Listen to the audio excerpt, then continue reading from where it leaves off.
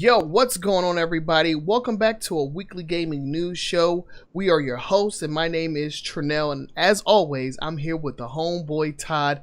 What's going on, Todd? What's up, man? Not much. A day late. I had to do the Mother's Day, so Oh yeah, we had to do the Mother's Day thing. How was yours, by the way? it was nice. It was nice. I mean, yeah, we got flowers and dinner and gift cards and. So I'm a little bit more direct. I wanted, my mom wanted to do like the flowers and candy and just the basic Mother's Day stuff, but I was like, you know what? Let's get her something that she actually needs. So we went out and bought her a bed. Oh, nice. Yeah, she needed a new bed. I was like, Ma, you are not gonna sleep on this thing no more. So we went out and bought her a new bed. That's awesome. That was Saturday. So we surprised her with that, and then Sunday we got together with some my cousins and their mom, and we had like a family picnic in Old Town, like in my old neighborhood. Yeah. Oh, nice. Yeah, so that was really cool. But yeah, coming to you guys, it is Monday, May 15th, and this is episode 48. And before we get into our stories, we're going to start with the weekly icebreaker. And if you're unfamiliar with that, it's just a question that we ask in the beginning of every podcast to get a sense of where we are on certain gaming related topics. Normally, sometimes we go off the hinge a little bit, but today we're going to keep it kind of game oriented. And this week's question is, what is the craziest or weirdest game retail experience that you can remember? And like, so I worked at a GameStop, so I have a few. Did you work at GameStop at any point in time? I didn't work at a GameStop, but I worked at Best Buy, and so pretty much the same thing, except like with washing machines and shit. This was the olden days, right? They had they had like all the rows of CDs and all the rows of videos and all the rows of software, and they had the gaming section and everything. So right. This is Nintendo 64 launch, right? Oh damn! 64 launch? Right? Oh shit! I don't even remember the 64 launch. I just remember that shit was just under my tree at Christmas. I don't even remember what that was. So the Nintendo 64 had launched, right? I work at the Best Buy. This Best Buy this was when I was living in Minneapolis. It was in Roseville, store 007. And there was a crowd of I'm gonna just call them maniacs. There's a crowd of maniacs gathered outside the front of the store waiting for it to open. And as soon as we opened the door, these three middle-aged men like shoved through everybody and just made a beeline, full speed sprinting towards the back. Mm-hmm. And like one guy was like, they were neck and neck, and next thing you know, there was a shoulder block, and the dude just sprayed all across the CD browsers, knocked all. Oh no! It was hilarious. I was like, these people are maniacs. Really? I mean, they were grown. I mean, they were middle-aged people, like 35, 40, 45. I mean, they weren't kids. They were middle-aged people. I'm assuming they were trying to get it for their kids, and man, no holes barred. No holes were barred. Dang, just knocked over all. I can just imagine how that looked. I could just see like his arms flailing and knocking over all the CDs, and just everybody just thinking like, bro, we're gonna have to. Yo, did he have to pay for that? Because those jewel cases, them jewels are mad fragile. Did he have to pay for those? You know what? I don't know. I wasn't in the music department at the time. I was in inventory. I was just out there, just because it was a spectacle to see maniacs outside in front of the store, and I don't know. I know I had to help rebuild the browser. Oh God. Yeah, there were some crack cases, some crack CD cases and such. Yeah, you should have paid for those, man. You can't sell no crack CD case to anybody. You couldn't sell it to me. I'd be pissed.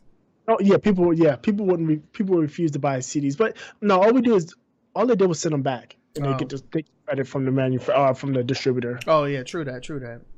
Yeah, see nowadays you breaking CDs, like them things are rare. You don't see CDs anymore. You breaking CD cases, like, yeah, something's wrong with you. Yeah, it's like destroying history out here. Definitely. I think that's like the equivalent of burning books out here. It's the modern equivalent of burning books. Okay, so I have a couple of stories. Was that the only story you had? Do you have another one?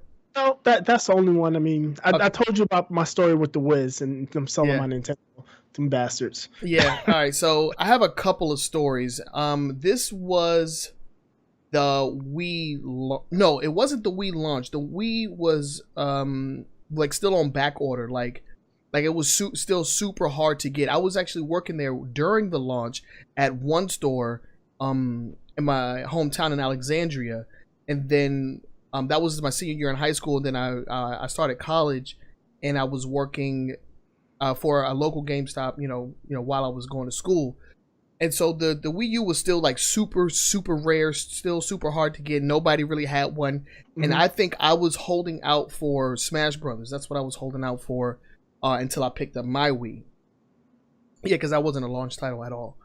So I'm working there, and the employees, we want Wiis, we want them, right? Okay. So as soon as the shipment come in, hold one for me, dog, hold one.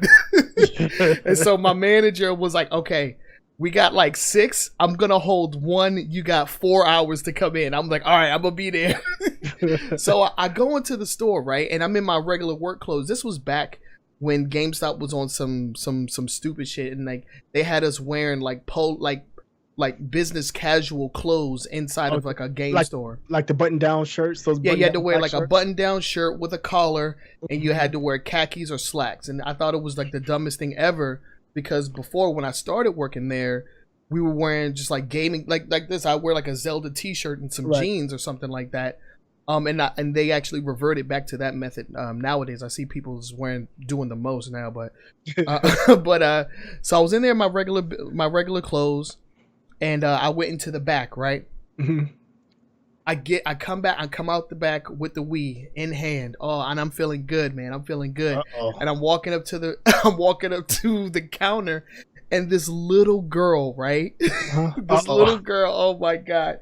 She comes up to me, and she's like, "Thank you, mister." And I was like, "This ain't for you, girl." I was like, "This is not for you. I am so sorry." Because I was walking side by side, my manager. Uh-huh. So I guess she had just asked for one, and I think they may have turned down her mom. So I think they were on their way out of the store. But then when she turned around and saw me holding one, walking up to the counter, she thought it was for her, and I was like, "This ain't for you, boo boo. This is for the one and only right here." And did she cry? I don't know if she cried, but she had that face. Yeah, she was doing the little cheek quiver, like the waterworks were in motion. I was like, "Oh man!" And then this was like 2008, 2009, something. So I was ruthless, dude. I didn't care. I was like, "Man, this ain't for you. Get the fuck." I didn't care. I had like no remorse, dude. That's awesome. Yeah, so I totally like destroyed that little girl's heart. And she did not get a Wii that day. I called back later on. I was like, "Yo, did y'all get a Wii for that look?" I was like, "Nah, man. We only got 6." And I was like, "Dang." I'm playing Smash Brothers though. Yeah, well, I don't think it was out at the time. I was waiting for it. Oh man, I think Smash Brothers Brawl had to be one of like the best marketed games of like all time. Just the way that they was like releasing the characters on their own website. Every time they came up with some new news, it went on their website first. And like people don't do that anymore, man. I think it was rare when they did it, and they did it so like well that it really made that like gaming cycle for me. I was like, "Yeah, this is the best shit ever." They still play Wii. Don't they still play the Wii version in tournaments? Or they played it last year? No, they play the GameCube version. That's Melee. They play Melee, and they play the most recent, which is Smash for Wii U. For Wii U, okay. But yeah, so yeah, that was quite a day. I have plenty more. We'll probably have to jump into those in another in another icebreaker. But if you would like to submit questions to us, you can do so by submitting questions on our social media using the hashtag Weekly Icebreaker. We will be more than happy to answer your guys' questions. Pick our brains and just see. Let's get the discussion going, because this isn't just a show where we talk about the gaming news. It's more like a conversation. We relay the news to you guys, and then we want to talk about it. So let's get this discussion going, and reach out to us on social media. We're on Twitter, Facebook, all that jazz. I'm gonna keep on reiterating the fact that we have social media, because we really want to hear from you guys. So that's number one. I'm gonna keep count this time. So without further jabbering on, let's go on and get into the next segment, which is our top 5 news stories for this week. So go ahead and let's start off. And yeah, you can take this one, Boogie. What we got first? Okay, first one. I mean, we talked about it pre-show, and there's been a lot of Overwatch news lately, right? Yes, We've been definitely talking about Overwatch almost every week for maybe the past month. But this is some more interesting Overwatch news. So as you may know, Overwatch has a league upcoming, the Overwatch League. It's the esports league is going to be based in regions and teams and so on and so forth. ESPN of all people, because ESPN now has an esports arm. I can't wait for ESPN-E, the esports channel. That's coming soon. Yeah. But apparently, ESPN has found out or has reported that Blizzard or Activision or whoever's running this Overwatch League is charging in upwards of $20 million for an Overwatch franchise. That's $20 million. And to be fair, I guess, you know, that's a way, you know, if somebody has $20 million to buy a team, they're going to be able to support the team. Fine. Yeah. But beyond that, they're putting in stuff such as there's no revenue sharing until 2021. So for the next 4 years, there's no revenue sharing. All the money is going to Blizzard.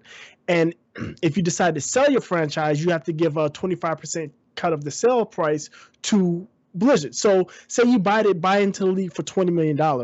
You wind up selling the team, and let's say you break even, $20 million you sold the team. Well, 25% of that, which is what, $5 million, has to go to Blizzard. So at that point, you've lost $5 million. So that's the thing, and it's scaring off a lot of teams. Apparently, they've had 6 or 7 teams kind of teams bow out or not commit to the league. Right. I do know that one big name, Robert Kraft. If you don't know Robert Kraft, he is the owner of the New England Patriots of Tom Brady fame. And he's interested in a team. But yeah, I mean they're charging big boy bucks for buying into the league. Yeah, I mean, the only thing that makes sense to me is that, you know, with that much money, it's definitely gonna, you know, cut out the amount of, you know, small fish that will be able to enter. It's basically like, you know, thinning the herd, right, so to say. Right. But that's a lot of freaking money, man. Yeah, $20 million. That's big boy money. That is definitely big boy money. And Blizzard's come out with a statement. And to be quite honest, in their statement, they didn't refute any of the information. What they did say is that they were not happy with the unnamed source, whoever leaked it, and they felt that unnamed source may be leaking this information to get better negotiating terms. Because it is at the end of the day, it's going to be a full negotiation, right? It's not just this is our way or the highway. So they're going to negotiate for terms. Yeah, probably cheaper prices. Right. Entry fees. Yeah. For somebody to throw that out there, to pretty much throw Blizzard under the bus, you know, I guess that's not fair, but I don't think it's fair to ask $20 million for a startup league and then tell them you're not going to get any revenue for 4 years. Yeah, that's a big investment for nothing in return for that, you know, right. Long. Exactly. That my thoughts exactly, and I'm pretty sure that's the thoughts of some of the people that were interested in fielding teams in that league. Yeah, and it just you know goes back, and I'm still harping on what we've been talking about. Yo, esports is blowing up, and there is a lot of money involved. Yep. And so when you have, you know, up to millions and millions of dollars involved in just the entry fees, man, it's gonna spark controversy, of course, right. And then we're gonna get situations where people are doing the most to get that money, man. It's like the Wild West out here, and I don't think that the esports leagues are properly regulated. They definitely need some overarching, you know, overseeing some oversight. Yeah, some definitely. Oversight. Yeah, so there needs to be some entity that's you know. Oh man, like I can't think of the word the word to use, but there needs to be somebody that's independent, exactly, that can regulate from the tippy top of you know, everything that's going on, because this is just way too much money involved. Yeah, I mean, you know they're big time because the biggest sports network is dedicated a crew to them. Right. ESPN has an esports reporting team now. If you go to their website, they have a link for esports. So I mean, it's becoming big time. And to put this in perspective, League of Legends, which is by far the most popular or one of the most popular esports out there, esports leagues out there, a team for League of Legends is less than 10% of what they're asking for Overwatch. It's like 1.8 million versus 20 million for Overwatch. And League of Legends has a huge following. Right. Sponsors and events and teams. They've been holding tournaments and events like way before this like massive like surge of money that's been poured into different games. Right. And just to give some kind of impact relation to that. So let's look at major sport like football, right? Okay. So that'd be like a new football league starting up, and the Dallas Cowboys are worth $1 billion. So that'd be like a new football league starting up and saying, for you to have a team in our new football league, we're not going to share revenue, and if you sell, you got to give us 25%, but it's going to cost you $20 billion for a team. Yeah. That's essentially what's going. Like, who are you to ask for that money? Right. So. I mean, hopefully, with these negotiations, and I'm sure after this story coming out that the price of admittance will definitely be lowered, because $20 million for a team in Overwatch League is just outrageous. Yeah, and I think that's a non-starter in my opinion. Yeah, and Overwatch is definitely the new hotness out here, but there's been plenty of leagues before it, and there's going to be plenty of leagues after it.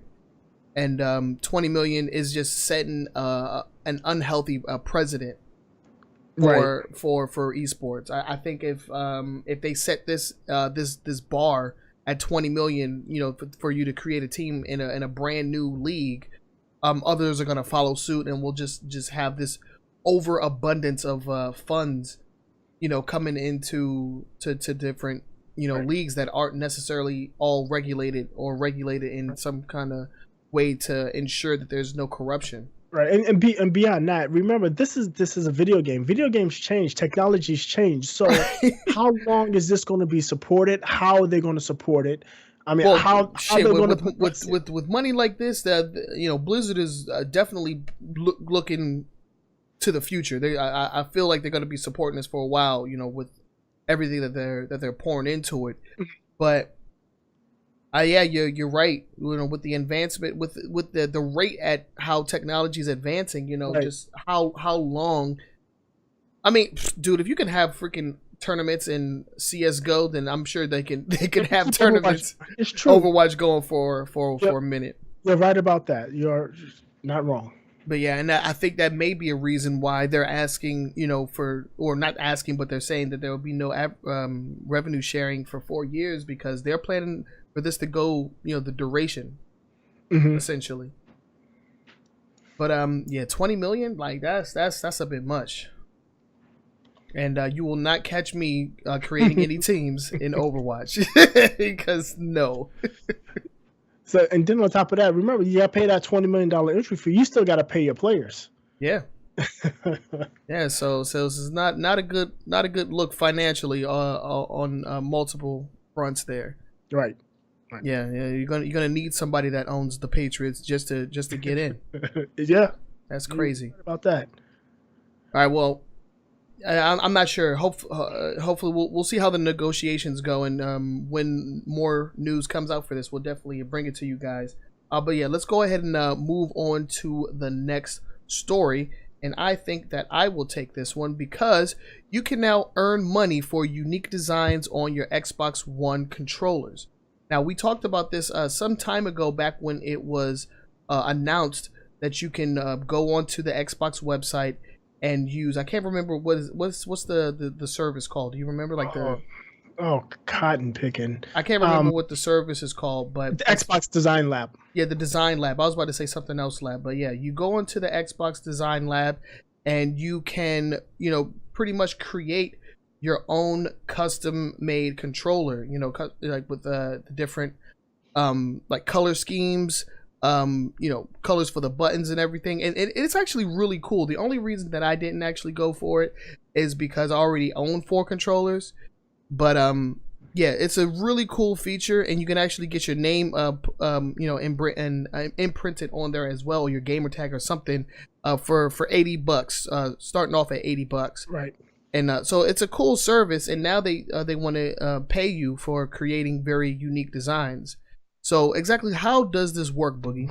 So basically, you go to the Xbox design lab, create a design of a controller. You have to claim it, and I haven't gone through to figure out how to claim it, but apparently you create an account, you create a design. If that design has not already been created, you claim it, and if somebody goes and buys that particular design, you earn money and you earn currency, not necessarily money, digital currency for the Xbox Live Store. Oh, okay. So you earn money that you can spend on more Xbox stuff. Right. Only. Right. But I mean, free games are free games, right? If you're Xbox, you got your Xbox, you got you a nice design controller. I think this would be useful to streaming personalities. Yeah.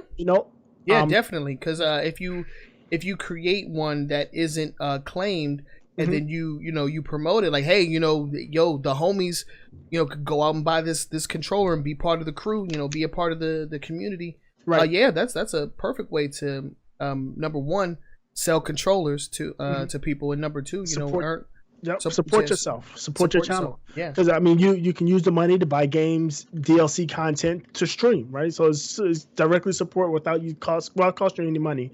I know you have to go to the site by the 23rd to claim your designs of this month. Yeah, May 23rd, up this month. So you got about 7-8 days. And then on the 25th is when you can start earning. So after the 25th, anybody that purchases your design controller, you will earn a cut of that. This is unclear of how they didn't state how much it was going to be exactly, but you will be able to earn. Okay. Well, that's dope. I mean, I really like the different designs that they have, or the design options that they have on the design lab. But yeah, I'd have to get rid of one of my controllers, and I think all four of mine, minus my day one controller, are just too swagged out for me to give up, man. I hear you, man. I only have 2 controllers, but one is that elite. That's 3 controllers by itself. Yeah, pretty much. Yeah, this one right here. This is my go-to right here. It's like the blue camo one. I mean, with the Air Force one, right? Yeah, the Air Force one. Yeah, this is I think it's like night ops, something like that. I can't remember what it was called. But I have this one. I have the day one controller, which is the black one, and then I have both of the Halo 5 controllers. One for Master Chief and one for that other Spartan. I can't remember his name. Yeah, I have an elite. I have the white controller that came with my Xbox One S, and I still do have my day one controller. Which, so you have 3, yeah. Yeah, but that doesn't work because it's got the analog stick issue. That doesn't it won't center. It points up constantly. Yeah. But that's I hate when that happens. The only problem that I've had with Xbox One's controllers is, number one was the analog just like tilting up a little bit. But I've also had, like, on 2 separate occasions, I've had issues with the bumpers, noticeably the left bumper, like it would just stop clicking. So when I pressed down on it, it would snap. It's like I would put pressure on it and it wouldn't like click. So like I didn't get a clear indication on whether or not I wouldn't get a clear indication on whether or not I was pressing. It was like the click was like all clicked out. Like I really like how the buttons are really snappy on the Xbox One controller. And the left bumper on 2 separate occasions just stopped working. It really pissed me off. I've had that issue on my Xbox One Elite controller. Remember, famously. Yeah, I had to ship one in. This your 3rd one? Yeah, and then the next one I went into the Microsoft store. I mean, they replaced them for me, thank goodness. But yeah, I still did have that issue. So yeah, but yeah, so if you're into, creating controllers, if you have a community and you want to try and earn something for yourself, the Xbox Design Lab is a cool way to do so. Yep. I mean, not only do you get your own like customized controller, but then you can also, incentivize people to buy them themselves, and then you get a cut of the profits, or at least some credit to use on the Xbox marketplace. So yep. I think that's a win-win for everybody. Yeah. I don't know exactly how well that service has been going I haven't heard much about it since the launch. It's from my understanding, it's been doing well. I mean, they've sold, I guess, what's expected. They never say any numbers. I think they mentioned, they said it's doing as expected, essentially. Yeah. So they haven't stopped doing it, and they're giving out they're doing this promo right now. So they're putting a little extra emphasis on it. Can't be mad at it. And I think it's an awesome idea. I would do it myself, but I'm good. I'm good on controls. Yeah, because when it first came out, I was like, "Oh, I'm gonna get me a red one. I'm gonna get me," and I was like, "Wait, I already got 4. Like, I don't really need it." You don't need it. Yeah. But yeah, so let's go ahead and move on to the next story. And Boogie, we talk about your favorite company, man. It's every week we talk about 2 things. We talk about Nintendo and we talk about Overwatch. So we have our Nintendo story. Do you want to take this one or should I take it? Sure, I'll go ahead and take it. So what we got?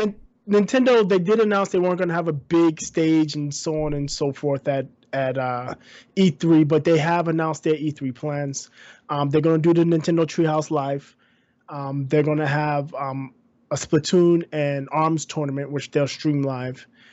And that's essentially it. They're going to showcase Super Mario Odyssey, which is coming out this holiday season. And they indicate that there will be a playable version. Don't know exactly how much, if it's a level, if it's a couple of levels or what, but it will be playable in some form or fashion at E3 this year. Yeah, that's where it's at, man. That's one of the games that I'm looking out for. It's definitely going to be that's a system seller for me, man. Like, I am a platform junkie. I love me some Mario and I love me some Sonic. So Sonic and Mario. But yeah, Mario Odyssey is looking to be one of the probably the greatest platformers of recent years, man. It just looks amazing. And with Sonic also coming out this year as well, like, this year is looking really good for the platform genre. You got both headliners coming out with awesome games this season, this holiday season. So I am very excited for that. And if I don't get one, a Switch that is, for the launch of Splatoon 2, because that's also a game that I want to play, I'll most definitely get it during the holiday season for Mario Odyssey. That is going to be that's a must play for me. I don't know about anybody else. This is my recommendation. This is what I'm going to tell people, and this is probably what I'm going to do. So coming probably towards the end of the summer, beginning of fall, there's going to be Switches available. If you could, I would buy 2 or 3 of them. Buy one for yourself, and then on December 1st, put the other ones on eBay. And you'll get a ton of money, because Mario's going to be out, right? If Nintendo is huge, because it's going to be huge for Christmas. It always is. The new Nintendo is always huge for Christmas. Yeah. It's going to be 1 million kids that want Nintendo Switches. And it's only going to be 500,000 of them available. So I will get a Switch at some point. There's no game out or coming that has me pining for a Switch, right? Where it feels like I must have it. I'm not Super Mario in the City doesn't interest me. Come on, man. Sorry. You don't want ARMS, man? you don't want to play with the noodle girl, the noodle arm girl? What's her name? Ning Nang or some shit like that? You don't want to play with her? Yeah, no, I'm good there. Come on, man. Yeah. Ribbon Boy and Spring Girl or something like that. I think I mixed up the names, but ARMS. Come on, man. I know you want to play that ARMS, bro. At some point, there's going to be something I'm super interested in, but right now there's not a single game. Zelda, maybe. I'm not a big Zelda fan. Open world Zelda is like, meh. Yeah. Supposedly it's the best thing since Ocarina of Time, so. Yeah, whatever. I know Splatoon is a fan favorite. I haven't played it, but I've watched you stream it. It looks interesting. It looks like something I can get into. It's fun. It's fun, and it definitely is, because of the lack of communication tools on the Wii U, it was really good for me as a low time streamer. It was good for me to kind of incorporate my audience into it, because we would use like other products in order to communicate with each other. Right. And so it was good for anything. It was good for that, and I mean the game was just fun. Yeah, but it's just nothing. Hopefully, maybe at E3 they might show something that's a system seller. But my take is, even though they may get a lot of games on the Switch, those games will be readily available for PlayStation and Xbox, because that's where the money is for the most part. at this Yeah. point. I mean, you know, if you're not going to make a game exclusively for Switch, no matter how well it's selling. At least not right now. No, not right now. You need to at least get through 2017 and find out what the sales numbers. I mean, it's been selling though. Right.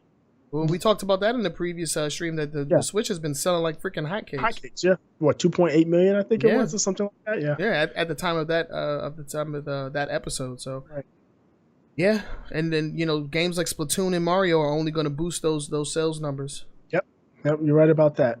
You are right. So Nintendo doing the same old when it comes to E3. They're going to have their Treehouse Live event, which is basically just a live stream. And then a couple of tournaments. It is cool how they do the tournaments though. Like I remember watching the I think they had they brought back the Nintendo Championship. Mm-hmm. For one E3, and that was super cool. They brought on a couple of high end Twitch streamers and YouTubers. One of my favorite streamers was actually in the event as well. So, really? Oh, nice. Yeah. Aaron from Game Grumps was there, and then freaking was it Trihex was there too. That shit was awesome. But so we'll see what comes out of the Nintendo event. If they say they're only showcasing, Mario Odyssey with the Splatoon and ARMS thing, I think that might be the only things that they show off. They don't really have like a stage to reveal anything. Right. And I don't know if they expect people to just like sit there and watch their Nintendo Treehouse event, because that's an all day thing. That's not just like a presentation. That's like an all day stream. They're gonna just be showing the games, stuff in and out. Right. Yeah. That's not you stop in and out. You go in and out and. Right. Yeah, so something. We'll see. They'll probably do something like maybe like before or right before. Like they'll actually do like a Nintendo Direct, because that is where they normally do their big reveals, is the directs. Right. So we'll see what they do. Hopefully something else comes out of it, because like we keep saying, the Switch seems like it's going to be an awesome console. It just needs more awesome games that are exclusive, because if it's multi-platform, I'm going to get it for something else. Right. It's definitely not the anchor. It's not the anchor platform. It's not the anchor system. No, not at all. But So, let us know what you guys think about that. Will you be watching the Treehouse event live for however many hours it's going to be on? I can't be convinced to just watch that the entire time and just like looking for news. Like, no, I'm not going to be doing that. Yeah. But let's go ahead and move on to our next story, and this is a very interesting one. Because the creators of Parappa the Rapper and Guitar Man are working together on a new IP, a new rhythm game, and it's called what is it called? It's tentatively called Project Rap Rabbit. Project Rap Rabbit, and right as we were getting ready to start the show, the Kickstarter went live for PC and PS4 with some of the stretch goals being for the Xbox One and Switch. So this is cool. I mean, we talked about Parappa the Rapper when they released the HD version for the PlayStation 4. So there must have been some interest in the franchise when they brought that back. There must have been a lot of interest in it, because now they're just going full on, like, this is what we want to do. Give the people what they want type stuff. So if you're a fan of those kind of rhythm games, this seems to be what you've been waiting for. So apparently it's going to be like a cross between a rhythm adventure and a Telltale game with a narrative story. I mean, it seems very ambitious. I mean, I when Parappa the Rapper was big, that was back way a little while back. Yeah, I loved that game. I thought it was an amazing game. I enjoyed it. I didn't bother with the remake or remix of it. I don't know. Maybe one day I might get it, and maybe it'll show up as a PS Plus game, or maybe Sony are doing one of their nice flash sales. But I haven't played any of them. But these games are super fun. They're super fun. Yeah, like everybody that I know that has played Parappa the Rapper, and I've never heard of a Guitar Man. I've never heard of that before. So I don't think that came to North America. That's okay. Yeah, so I couldn't tell you anything about that, but everybody that I know that has played these games has had nothing but fond memories of it. And I actually watched a review on YouTube, somebody who's primarily known as a PlayStation fanboy. And he had nothing but good things to say about it. There were some slight changes to the HD remake. Some that made it better, because apparently there was a lot of bugs and glitches in the original PlayStation version. So, yeah, I mean, this is their own, brand new IP, brand new rhythm game, and I think the time is right for this kind of game because the rhythm game, the rhythm line of games has gone through somewhat of a transition where it was kind of like a niche thing. Right. And then with the Guitar Hero and Rock Band, it was like an insurgence of rhythm games. Right. It went mainstream and super saturated. Yeah, because then you had like other games like DJ Hero, and then you had Band Hero, and then I think there was like Rocksmith or something like that. Yeah, Rocksmith would use a real guitar. Yeah, you play with a real guitar. I thought that was actually really cool. I was like, yo, I'm thinking about doing that, but no, it didn't happen. DJ Hero was the funnest to me. I like DJ Hero. Yeah, just because of the mixes. They had some good mixes. It was pretty nice. Yeah, they did. I don't know how you would stream or put that on YouTube today with all that licensed music on there. But, that's not gonna work. Yeah, that's not gonna work. I was actually thinking about playing or like reviewing a really old Xbox game. It was the 50 Cent Bulletproof. But I was like, yo, that's a lot of 50 Cent's like actual music is in there. Like, I don't think that would go well on YouTube with all the it'll get knocked down by the algorithm. But I don't see where you would be violating anything because you're just streaming the game, right? But I just thought that was really funny how different YouTube is, from when those games actually came out. Right. But since the decline in the mainstream, rhythm game, because there's always been rhythm games. You've had like Dance Dance Revolution, and you've had like some other games where you DDR, I remember that. DDR, and then you had other games that were similar to DDR, but you would use like a controller or like a keyboard to just like do the inputs or whatever. Those are still super popular in their respective communities. And they still have the dance games on the. I mean, if you have the Kinect, they still have the dance game. The Just Dance. Just Dance, and the other one. I can't think of the other one. It's like Rhythm Nation or something. I don't know. Just Dance is Ubisoft, and there's another guy I forget. But they still have those games, and they've actually incorporated where you can actually just hold the controller in your hand and dance, or you can do it with the cell phone if you have a connector. So it's interesting where they've gone with these type of rhythm games, because all those they're still just rhythm games. They just you're dancing and the connectors your controller or whatever. But yeah, it's super interesting. I know when there's quite a bit of a concern, or as I like to put it, butthurt with Project Rabbit's stretch goals. If you're watching the stream, I have the stretch goals up. So the to get it funded is $1.1 million, right? Okay. That's what they wanted for funding. If you want a Nintendo, that gets you PS4 and PC versions. You get up to 3.1 million for the Xbox One version, and the Nintendo Switch is 4.95 million. So people are really upset, mainly because of the Switch version is so high, and the argument is that these rhythm games are best played on handheld controllers because of the input lag, the precise input you need. But I think that's a bit of an excuse. Or I don't think that's a thing, to be quite honest. But even so, I think, especially just the Xbox 3 times, because I mean, if you're making it for PC, it's not hard to port to Xbox, right? Yeah, no, not at all. So coming up right now, they have a Steam and PS4 releases in the works. Yeah, so it has to be funded for 1.1 for the Steam. So they're asking for $1.1 million. The game is funded for 6 levels.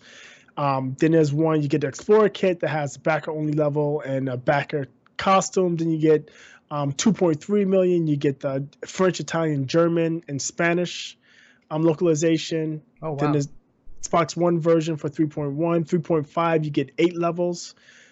3.9, you get a multiplayer versus mode. 4.4, you get extra difficulty for 4 difficulties, and then 4.9 is the Switch version. Yeah, man, that's a lot of money. But I mean, it makes sense because at the time that this game will be released, the Nintendo Switch will be, just be fairly new. Not a lot. It won't be in a lot of people's hands. So, if people want it on that console, they'll definitely have to contribute. That definitely that indicates to me that developing for the Switch isn't super simple. Yeah, probably not. We're developing for PlayStation and Xbox One, I still don't understand the $2 million difference from PlayStation 4 PC to Xbox One, because considering Xbox is essentially a toned down Windows machine. Right. If it runs on Steam, it's going to run it on Windows, and if it runs on Windows, it should be fairly easy to port to Xbox. True. Yeah, so as of right now, I have the Kickstarter up on the screen if you're watching it on Twitch. They are at 81,000 of their $1 million goal. And they have 34 days to go. So it'll be funded.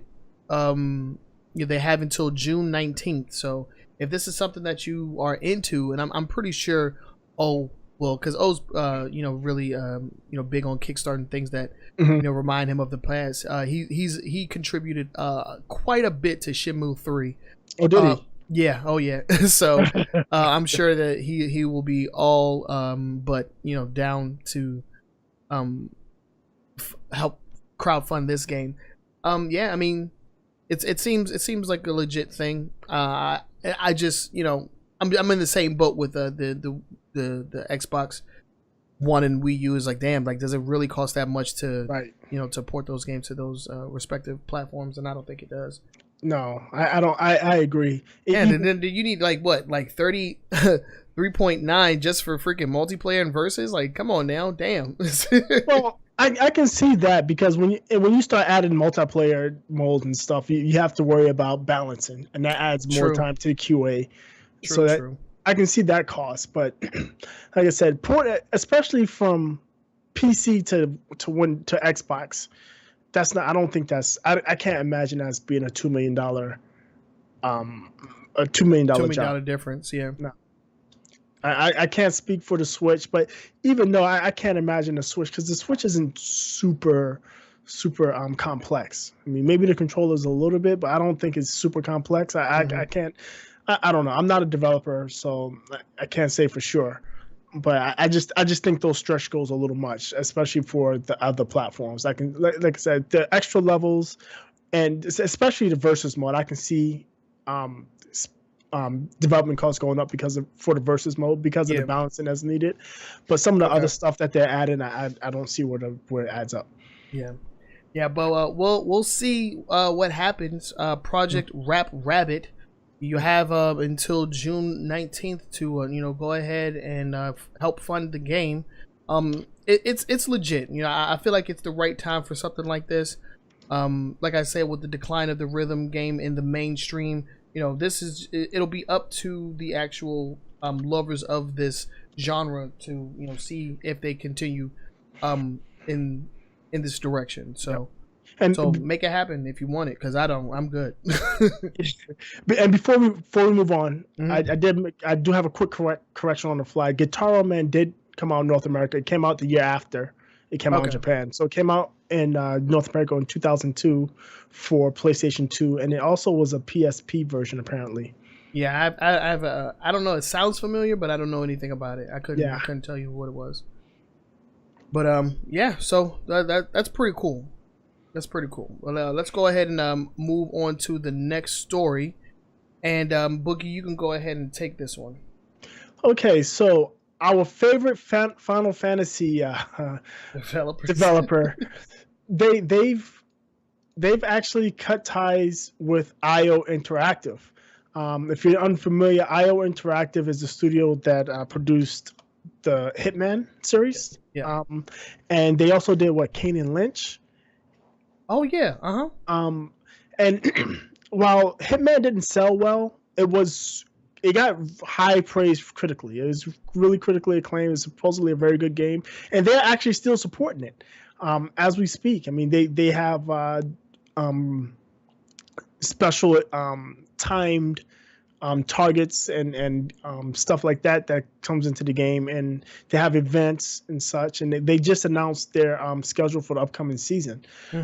But after Square Enix, it was during Square Enix's earnings call where they said that they were going to be they're going to be doing away with IO Interactive.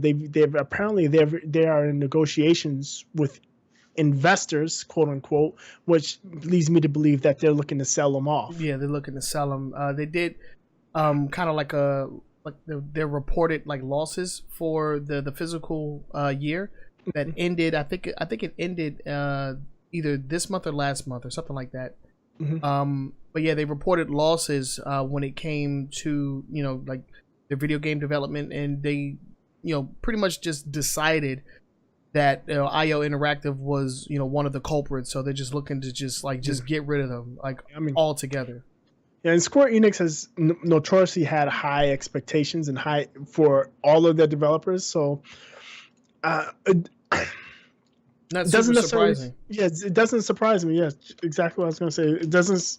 It's not super surprising, but it's definitely comes out of left field, especially with a game like Hitman that's critically acclaimed. I think Hitman suffered from a lack of marketing because nobody really knows about that game. I mean, dude, the last one I played the previous one, not the most recent, but I played the last one, and I mean the Hitman series has been around for a while, since the PS2, PlayStation 2, right? Yeah, the PS2 era, and the fans of it have had nothing but good things to say about it, and I feel like as a series, it's evolved. It's definitely evolved. It's become like one of the premier stealth games in the industry right now. And where I did hear that there was a few problems with this game, especially like when trying to do everything, you have to like come back for those like weekly targets or whatever. Right. A lot of people didn't necessarily like that, because if they wanted to get everything, they would have to ensure that they didn't miss any of the weekly targets. But other than that, man, I haven't really heard anything bad about Hitman. I didn't even know that it didn't sell well. Right. Yeah, like I said, I mean, critically it's a darling. It just didn't do well on sales. And again, just like you said, you didn't know much about the game. I honestly, before the story, I knew it came out, but I just forgot about it. It definitely wasn't on my radar or anything like that. Right. And I think that's part of the problem is it didn't have much marketing push, and it came out around the time that they were pushing their Final Fantasy 15, which is a shit game, by the way. 15? Yeah. You ain't like that. Listen, let me tell you something about that damn game. Oh shit, Boogie Red, let's go. Listen, first off, they make you drive in this stupid car. You can't skip it, so you got to spend 20 minutes watching these fools drive around the car. Yeah. You got some idiot while you're trying to save the kingdom that wants to get out and take selfies. Another fool that wants to cook. I mean, man, listen, that game, man, sit and spin. It's a life sim, man. Come on, man. Yeah, I don't want a life sim. Yeah. No, thank you. But anyway, I just think it was bad timing for the release of Hitman. I don't think Square Enix actually put a lot of effort into marketing the game or backing that game. Yeah. To be quite honest, it feels to me, just from the outside looking in, is that they hung IO out to dry. Yeah, that's what it's looking like, and in this current gaming climate is going to be, unless somebody is just super interested in the IP, it's going to be hard for those guys to find jobs, man. Right. It's rough out here for game devs. I just worry that they're going to get snapped up by EA or Activision, and next thing you know, they're a Call of Duty Battlefield developer. Yeah, yearly releases. Yeah. Yeah, well, we will see. Yeah, it's definitely unfortunate though. Right, and there's apparently more to the story, because there was a tweet that went out from IO Interactive that says that there's a lot going on, and they have more to say sometime down the road. So I'll be interested to hear what they have to say and what their take actually is. It's something official from them. I'm sure they probably in NDA or a gag order right now. Of course. Until a sale goes through. So, Yeah, but we'll see. Hopefully, somebody awesome picks them up, like Ubisoft. Go ahead and do that. So, huh? Yeah. Hey. I just, like I said, I mean, I just don't want to see another developer get swallowed up to be working on established IP for yearly release or DLC for some stupid another Call of Duty developer or another Battlefield developer. Yeah, that would definitely suck. Yeah. But yeah, so that was our top 5 news stories for the week. Let us know what you guys think in the description, or anywhere that you're watching this media, whether you're on YouTube, you're on Facebook, Twitch. Let us know what you guys think. Do you agree with any of the stories that we talked about? Do you disagree? Let us know what you guys think, and let's go ahead and get this discussion going over the internet. But yeah, we're gonna move into our next segment, which is the quick hits. But before we do so, I want to give a quick shout out to our sponsors, the homies over at newchallenger.gg. Now supporting Street Fighter V and Injustice 2 when that game comes out. New Challenger Discord is the perfect place for newcomers to either game to come in and get the practice and experience that they need.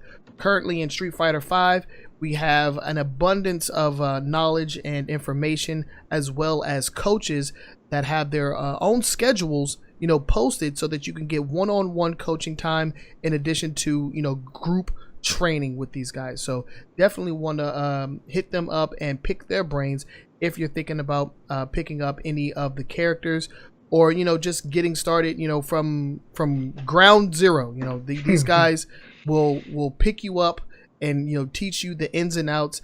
And it looks like when Tekken 7 comes out, they're also going to be supporting that game as well.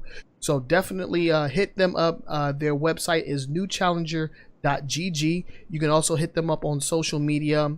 They're at New Challenger TV on Twitch and on Twitter.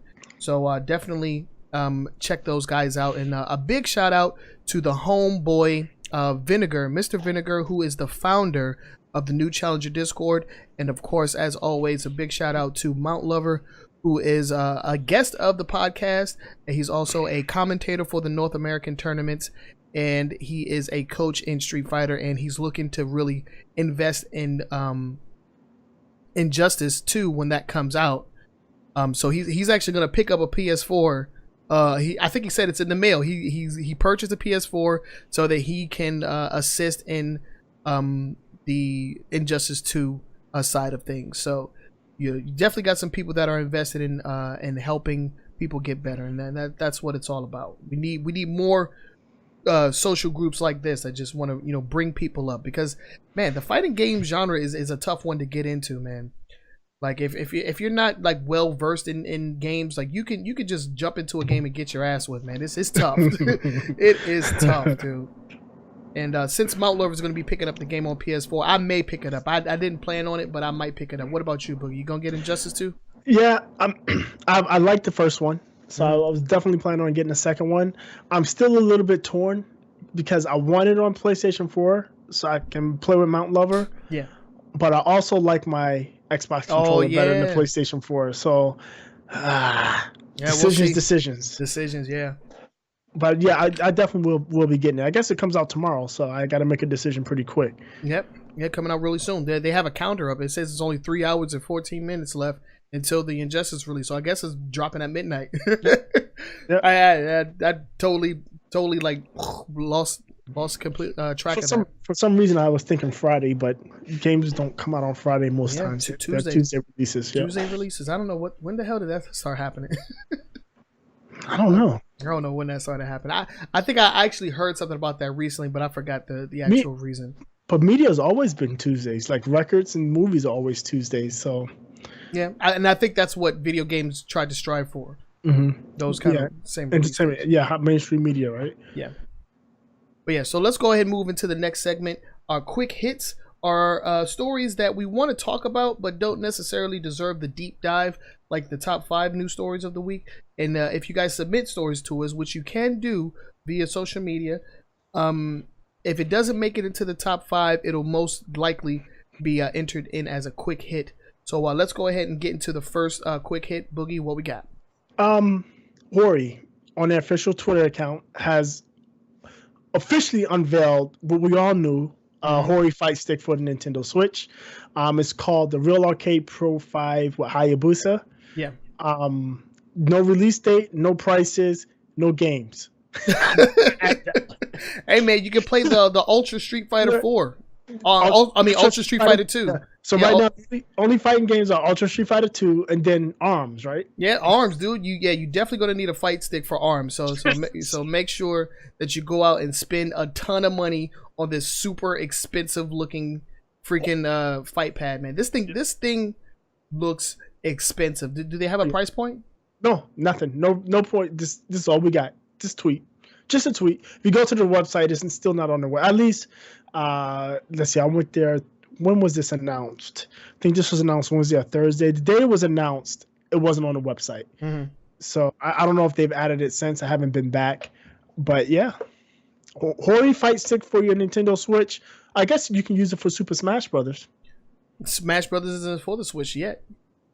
You know it's going to be a Super Smash Brothers for the Switch. Yeah. Everybody knows it's going to be Super Smash Brothers for the Switch. It's not whether, it's not if, it's when. It's when, yeah. It for me, is justifying the repurchase because I doubt they're going to make a brand new one. So they're going to have to do something to justify repurchasing the game. Because right now, Mario Kart 8 Deluxe is not doing it for me. I'm not going to rebuy that game. Fuck that. It's the same game. Same game with new characters and a redone battle mode. That's a DLC update at best, bro. That's not worth $60 more. Fuck you. Right. I mean, they had all these games for Nintendo Wii that they couldn't sell, so they're just trying to resell them again on the Switch. just trying to re-up on those assets that they wasted on the Wii U. Yep. Try to make sense. I mean, it makes sense, but you can't fool me, Nintendo. Fool me once, no. All right, what we got next? GameStop. I'm gonna let you take this one. Oh my god! All right, so, oh man, being an ex-employee of GameStop, when you're selling used games, most times you want to look inside the case to make sure that there's no nefarious objects in there.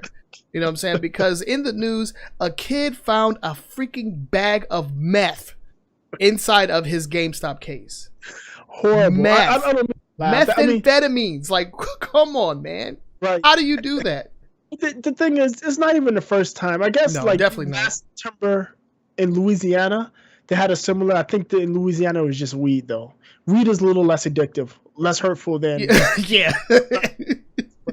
It's still a drug. I mean, it's still bad to find in a GameStop case, but I mean, it's like, damn, what's next? Crack cocaine? Like, come on now.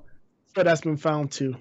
Yeah, I think it already has been done. Yeah, the GameStop, they need to do better, man, because I think, like before, I think it was on the 360, they weren't wiping the hard drives, so they would resell systems with like porn and shit on there, pictures, like very sensitive pictures of other people doing some freaky stuff. It's like, come on, bro, you got to do better, GameStop. Like, that's the first thing you do.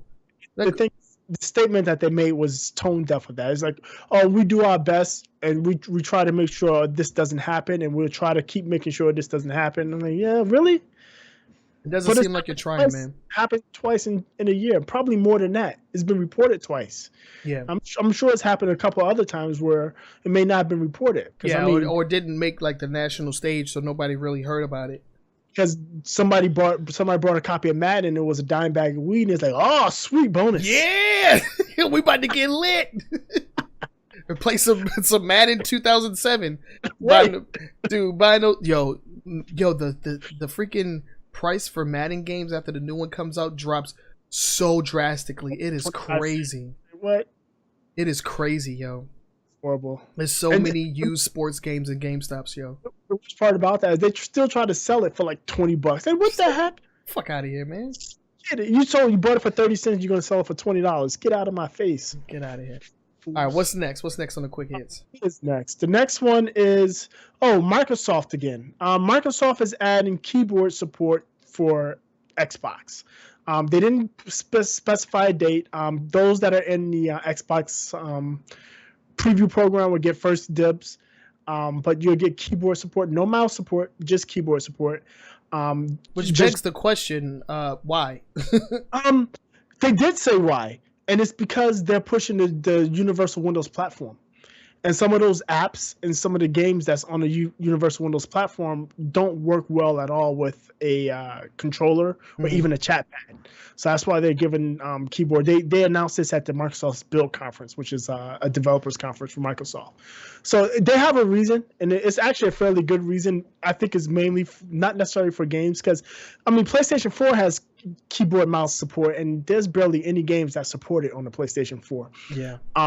But and it's like if you want to play keyboard mouse, games, you're most likely just doing that on your PC anyway. Right. I don't think they're really trying to step into that avenue, but you would think if they're gonna bring keyboard support that they would bring mouse support as well, because any game that like the only game that you can play, and I don't know if it's available on Xbox One, Typing of the Dead. If you had that, you could play the hell out of that game.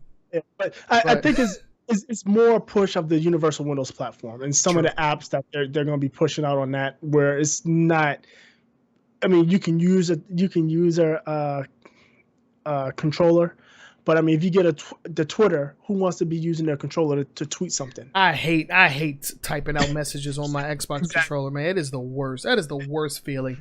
What I normally do is, like, if I get a message, I will bring up my Xbox app on my phone and I'll text it out there. That's exactly what I was going to say. I either do that or I have the app on my Windows machine. Yes, I use that and do it. Or sometimes I just use the Smart Glass app and control the Xbox. Yeah, that's what I'm talking about. The Smart Glass. Yeah.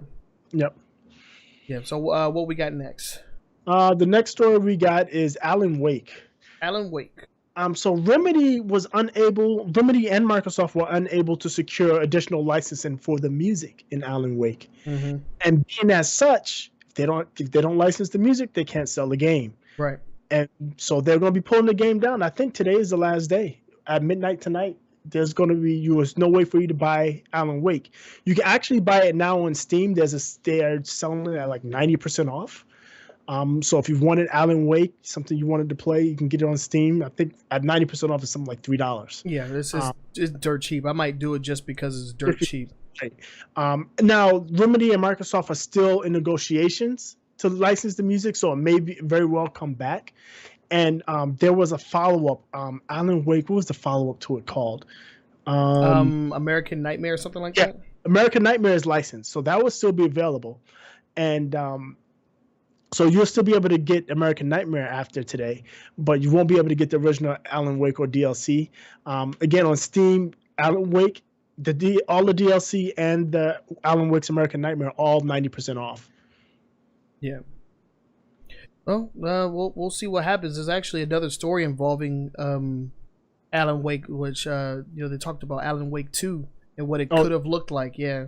I saw that. Yeah, you saw that. Yeah, that was actually pretty cool. They actually had a concept demo and everything. Yep. But so go out and buy it now. It's not a bad game. It's just it's not scary at all. No, it's not scary. But I mean, I thought it was a pretty cool game. I believe me and Mount Lover played this game once during our horror game streamathon.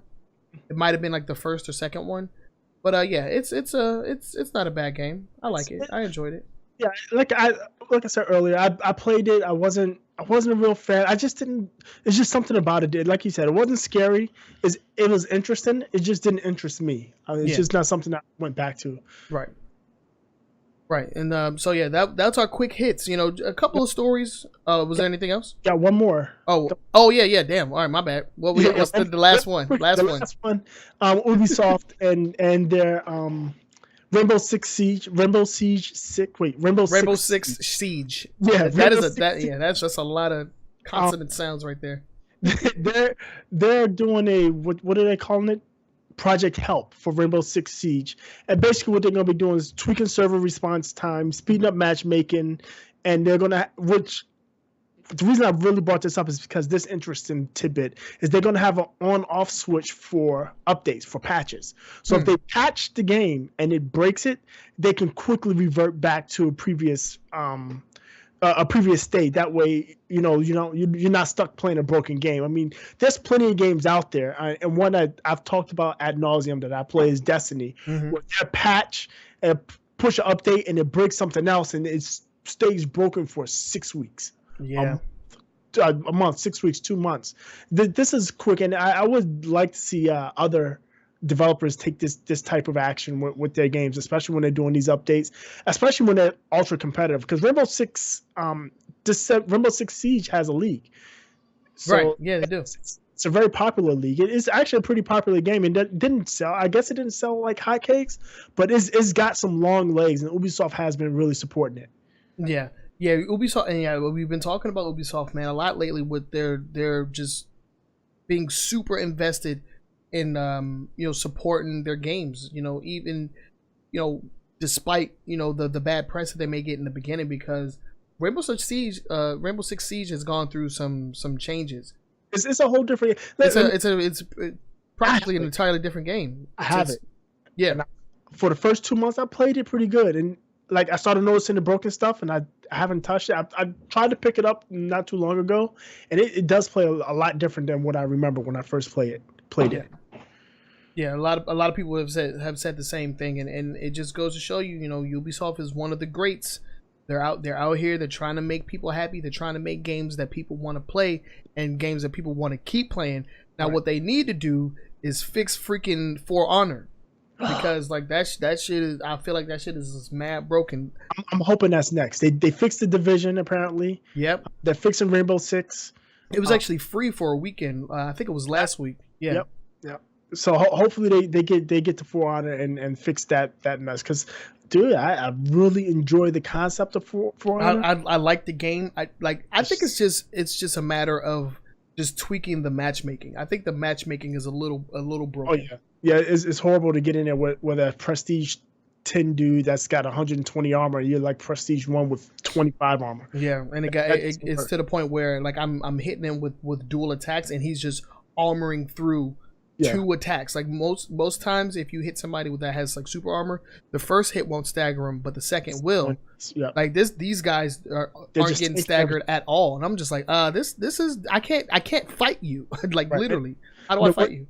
And the worst part about that is we're playing these guys and they're not even good players. No, they just have good armor and they can get their like little like revenge gauge up like instantly, pretty much. Yeah, fundamentally they're not good. But I digress. Yeah, that's a story for another time. But yeah, so that was our quick hits. Let us know what you guys think down in the comment section or on our social media. We're on Twitter, Facebook, YouTube comments, wherever you are consuming this media. Let us know what you guys think on this story or any of the stories that we talked about today. But with that, we're going to move on to our next segment, which is the long form discussion. And this is the part of the podcast where we do a super deep dive into a particular subject. And, we're just going to talk about it. So, Boogie, what is our long form for this week? What we got? Well, for the first time in the history of a weekly gaming news show, we're going to talk politics. Shit. So what we're going to talk about is net neutrality and my Kellyanne Conway on. No, I'm just kidding. and how it's going to affect us as gamers. So if you're unfamiliar, you got the FCC. We got a new commissioner, Ajit Pai, and he is firmly anti-net neutrality. He wants to basically roll back all of the rules. And what net neutrality is, basically what it says is that all internet traffic should be created equal. Regardless of where it originates, where it terminates, it should all be created equal, with some exceptions, of course, anything illegal or something like that. But just basically, all traffic should be created equal. And Ajit Pai wants to roll back these rules. And on the surface, you may think, open internet, it's not going to be a big deal. But the problem with this, when they roll back these rules, you're going to have people being able to control what you get, what package you get first, and what package you get second, how fast those packets are. So essentially, companies will be able to pay for fast lane. And I'll give an example. So let's go Comcast. Comcast is a huge company, right? Comcast owns NBC Universal. They own what else? What did they just buy? They own NBC Universal. They just bought what's the other cable company? Was it not Time Warner? No, that wasn't them. They were bought by somebody else.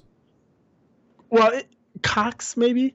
Well, in any event, they're a huge company. So let's look at it this way. So if Comcast decided that they wanted their NBC Universal streaming services to work better than Disney's ABC services, they can do that without net neutrality. Another thing would be like, say, and I'm going to go into a gaming example. Say, for instance, Sony decides, say, hey, Comcast, we'll pay you X amount of dollars if you make our online packets stream first. So when somebody plugs in a PlayStation 4 and they go online to play multiplayer games, you make sure that traffic is prioritized against everything else that's coming on your network. While fundamentally, Sony's not doing anything wrong. What Comcast can then do is say, hey, Microsoft and Nintendo, Sony pays us this much to put them number one. We can put you number one or number two if you pay us this much. And if they say no, they say, okay, we'll put you last.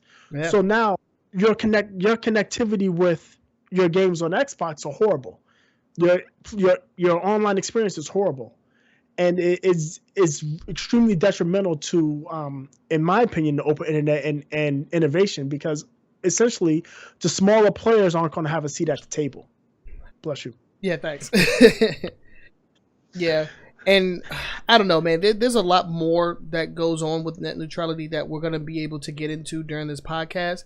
But essentially, with them trying to roll back, the laws and rules that keep us, with an open and free internet, it's going to make it so we have to rely on these super big companies to not, try to get rich. It's like, these guys are going to be able to prioritize, how much of your, service you get depending on where it's coming from.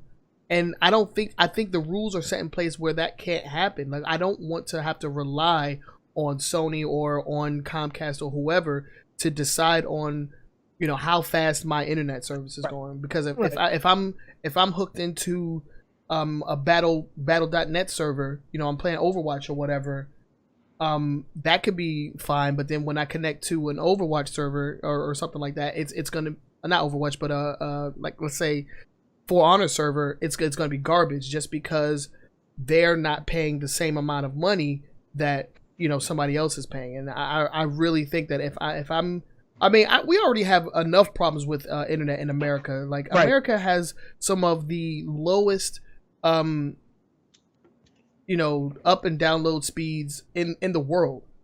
I hate that. And there may be opposite of where we're going, but when that stat always annoys me, because when people say that, they always compare us to South Korea, right? But South Korea is about the size of what? This is true. Yeah. Okay. So I get where you're coming right there, but I'm just saying, like, it could be much better than what it is right now if everything wasn't so commercialized. Like, the reason that we're still using coaxial cable instead of just going all fiber is because you have competitors that don't allow for that to happen. Comcast cannot touch fiber at all. Then they're not allowed to. And I mean, they're not allowed to. You can actually they can do it in the backhaul. They can't do it in the last mile directly to the house. They can't send fiber. Well, yeah, they can't send fiber directly to your house like Verizon can. Or like AT&T does it too in their areas. And I mean, a perfect example is Google. When Google was rolling out Google Fiber, they couldn't get AT&T famously out in California would not let Google use their telephone poles. They refused to give them access to the telephone poles, so they either had to install their own telephone poles or do their own trenching and run underground. And the costs, the permits and stuff needed is unreasonable, and you can't do it. But so that's a physical example, but now you have a digital example of that same type of thing happening if you start taking away these type of rules. And the companies right now all say, oh no, we're not going to do that. That's never going to happen. But it already is happening. It's happening with Netflix. Little's know. I mean, a couple of years ago, like 3, 4, 5 years ago, when people complained about their Netflix connectivity, the issue was at the handoff, like the edge routers. The way it works is you got the backhaul, and when it comes into your neighborhood, there's like a point of presence, and there's routers that plugs in, and then it sends the stuff out to the user. And those particular edge routers were full. Yeah. Now, the telephone companies didn't want to upgrade those routers, didn't want to upgrade the ports because they don't make any revenue off of that.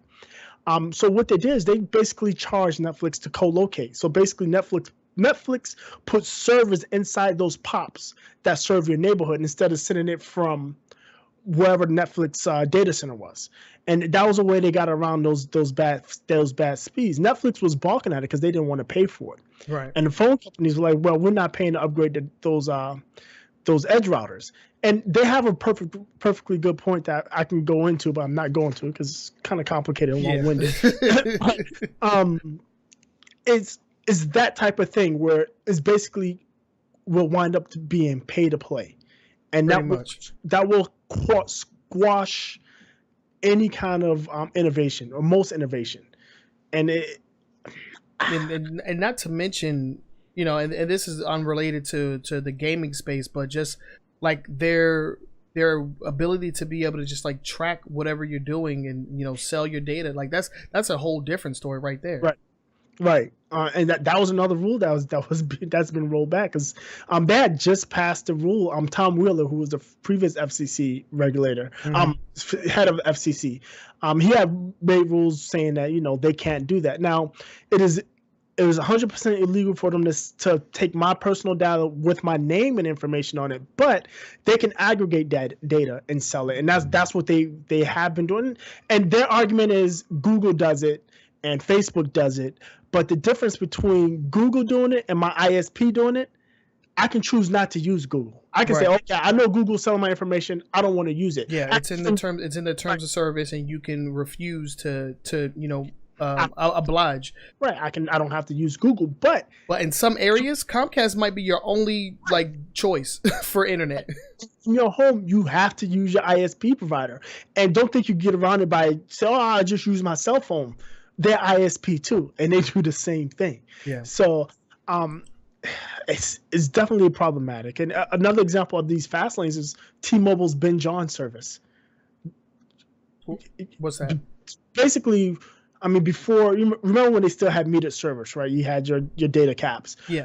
T-Mobile launched this service called Binge On, where you can watch Netflix and like YouTube and some other services without it counting against your data. Okay. Well, the only reason that worked is because those companies were paying T-Mobile on the back end. Right. That's paid for the fast lane. So if I'm on my cell phone now, let's move this back into the house because Comcast now in some areas are now implementing these data caps, right? So let's move this back into the house. So let's say Hulu says, I'm going to pay these things and you can do free. And Comcast says, okay, you stream Hulu, doesn't count against your data cap, but you stream Netflix, it counts against your data cap. Yeah. Are you going to stream Hulu or are you going to stream Netflix? You're going to stream Hulu. And that is exasperated when you look at something like a Daily Motion as opposed to YouTube, right? Motion is this big, YouTube is humongous.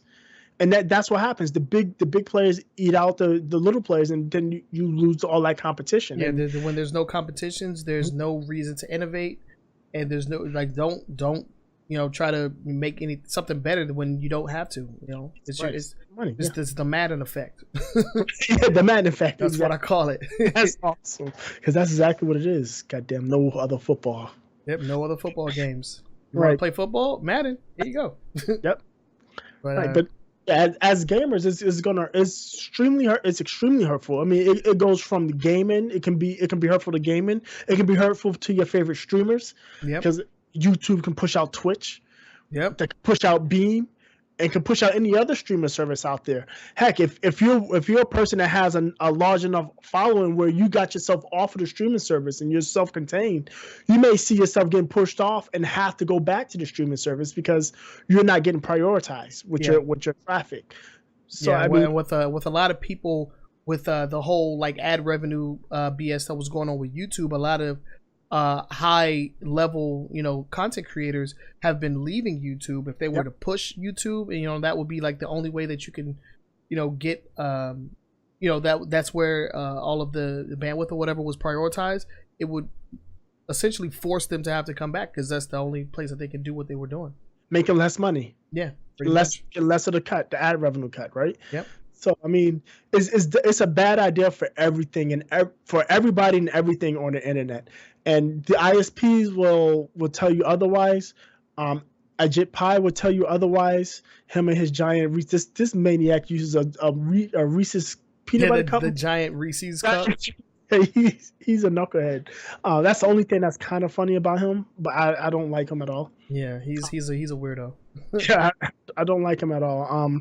You can, I mean, for them before they implement the rules, they have to go to public comments, and you can go to the FCC website to give public comments.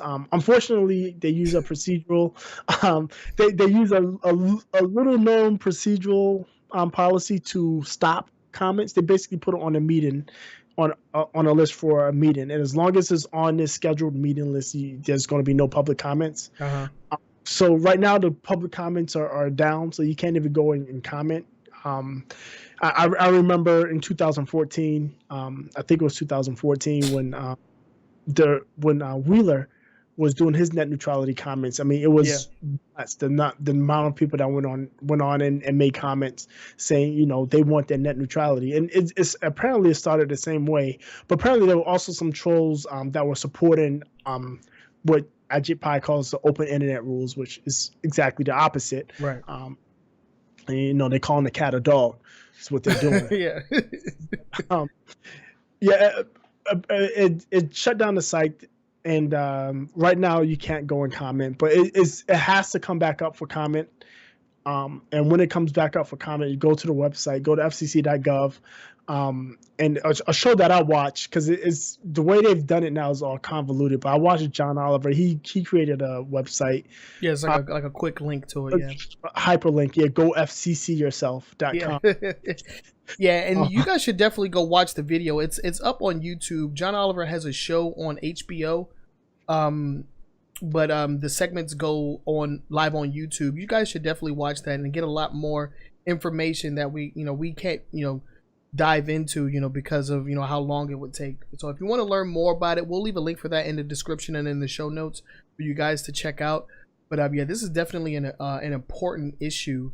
And without our voices, they're gonna make the decision for us. Definitely, and like I said, you can't. The ISPs will come out and say the right things, say what you want to hear, but you can't trust them because that's it now. But as soon as those rules change, we're going to be in for it, and it definitely will affect you, especially any online thing, gaming, watching movies, your Netflix streaming, all that stuff is at risk, and you're not going to be able to watch what you want to watch or play what you want to play when you want to if they have these type of rules. You're going to be all herded into either the dominant player or dealing with an inferior experience.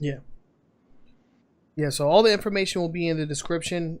Go check it out, learn more about it, educate yourself, and let us know what you guys think as well. But that was our long form discussion. We're going to go ahead and jump into our next segment, which is our final thoughts. And this is the part of the podcast where we go back and we talk, we just go over all of the stories that we talked about today and just give our final 2 cents on them. So Boogie, why don't you go ahead and give your final thoughts? I like the Microsoft throwing people a bone. It's kind of cool. Oh yeah. Head on over there. You have until the 23rd to start claiming your designs. I mean, if you do 1 or 2, you get a couple of bucks or credits for Xbox Live. Why not? Overwatch for Overwatch team for $20 million. I hope that is not set in stone. Or I don't know. It just doesn't seem right. Something seems really off about them asking for that amount of money, especially considering you're telling the people that's making this investment that they can't earn on their investment for 3 or 4 years. That's bueno. That's problematic. Nintendo's E3 plans, okay. the Rappin' Rabbit. Is that what it's called? Yeah, Project Rap Rabbit. Yeah, Project Rap Rabbit. I'm interested in that. I'm gonna keep my eye on it. I'll probably support the Kickstarter. I'm not a big fan of what Square Enix is doing, but their Final Fantasy Visions of Grandeur and their Final Fantasy. I mean, whatever. GameStop, stop selling drugs. Yeah, stop selling kids drugs. And go ahead and get your copy of Alan Wake off of Steam. It's like $3. Yeah, I mean, for $3, it's a good game. Yeah. As for me, I'm gonna be keeping my eye pretty close on the Treehouse event just for footage of Mario. I definitely want to see more of that game. I mean, it's already a must buy for me, but we haven't seen or heard anything else about it since the reveal trailer. Right. So I'm definitely looking forward to seeing more of Mario. Not really interested in the Project Rap Rabbit. I know friends of mine that will definitely support it. But I do think that it's a cool idea, and I do think that it's probably like one of the best times to bring a rhythm game back. Since they've been kind of on the decline. Something different. Yeah, something different, man. We've had so many of the same kind of games, coming out.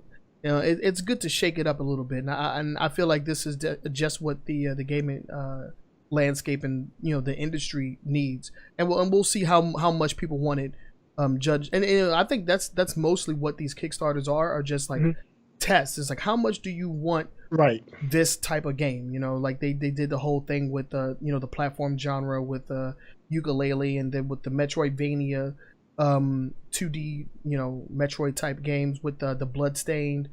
Right. So it's just a test. How much do you guys want it? And it's the ultimate put your money where your mouth is. Yeah, it is. So because like if you put the money for it, it'll happen. If not, then hey, Call of Duty.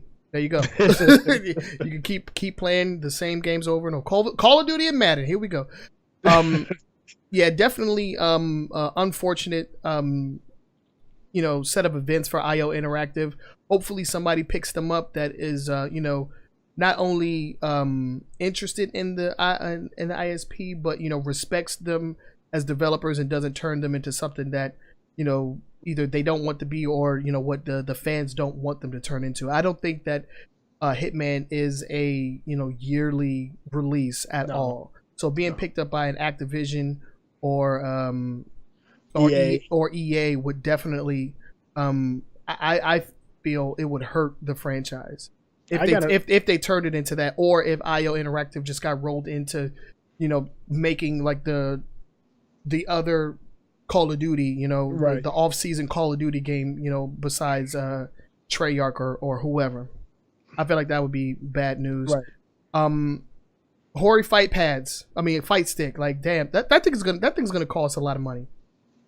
As much as the Switch with one game. Yeah. Yeah, and GameStop, you got to stop selling drugs and porno to kids, man. It's not a good look, man. Not a good look. Not at all. Not at all. And Ubisoft, just big ups. I can't praise Ubisoft enough with supporting their ISP or their IPs. I just need some balance issues. I have some balance issues with For Honor. I definitely need you to address those. But so that was our final thoughts. We're going to get up out of here. But before that, I want to give one final shout out to our sponsor, NewChallenger.gg. If you head over to the website, in just a few hours, their Injustice page will be open. And I believe if you go to the Discord, they'll have a Injustice channel that you can, join in and, kind of just like get started on getting good at that game. Like that's exactly what's going to happen. So head on over newchallenger.gg. If you're, new at Street Fighter or Injustice, you've never played the original, you want to get good, this is going to be the best place for you. They not only do they do like coaching and trainings, but they also hold bi-weekly tournaments and a lot of other events. So you should definitely check them out on Twitch as well. Their page is New Challenger TV on Twitch. They have kind of like a weekly schedule where they just, go in and either talk about or discuss games, or they have like little mini tournaments. It's always something going on over there, so definitely check those guys out. Big ups to Mr. Vinegar, who is one of the founders of the Discord, and big ups to our friend Mount Lover, who is a coach. He's also a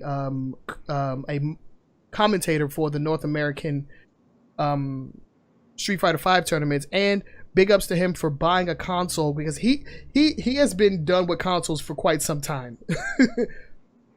So he's picking up a PlayStation 4 just so he can help train people in Injustice 2. So got to give props where props are due, and I definitely want to thank those guys for sponsoring the podcast. Those guys are dope indeed. So head on over there and show those guys some love. But in any case, that's gonna be it. We hope you guys enjoyed the podcast. Hit us up on social media. We are at AW Gaming NS on Twitter. We're also on Facebook, a weekly gaming news show, or you could just type out the call letters AWGNS. Let us know what you think. Let's get the discussion started, because we love doing this. We love talking about games. It's a hoot, man. It's a blast. Yeah, it's a blast. For sure. And we will be talking about games and stories. Even if we weren't doing the podcast, we would still be doing this. So right. The reason we do this is to interact with you guys. So we definitely want to get the discussion started. So definitely hit us up and leave us some suggestions. If there's something that you would like to see, something that you would like change, let us know. We will definitely take all of those into consideration. And definitely want to give a shout out to the people that are listening to us on their favorite podcasting app. And Boogie, why don't you let them know exactly where they can listen to us? You can listen to us on iTunes, TuneIn Radio, Google Play. Go to those places, pull us up, leave a comment, rate us, let us know how we're doing. Just like Trenell said, your feedback is tantamount. We love talking about games. We love doing the show. We want you to love it too. So if it's something you want to hear from us, like something you want to see, even a suggestion for a segment, we'll take a look at it. And if it fits, we'll put it in. But iTunes, TuneIn Radio, Google Play. We are also in the general podcasting directory. So any of your podcast catching apps that you use, Overcast is one that I use on iTunes. There's one on Xbox One called Cast that you can use and listen to us in the background while you're playing games. We're there. Yeah, so definitely rate us. Let us know what you think. And we can't wait to hear from you guys and get this discussion going. I want to argue, debate me. No, debate me. No, I'm just kidding. But that's gonna do it for episode 48. We will see you guys next week. Of course, we are your hosts. My name is Trenell. I'm Todd, and we are out of here. Peace.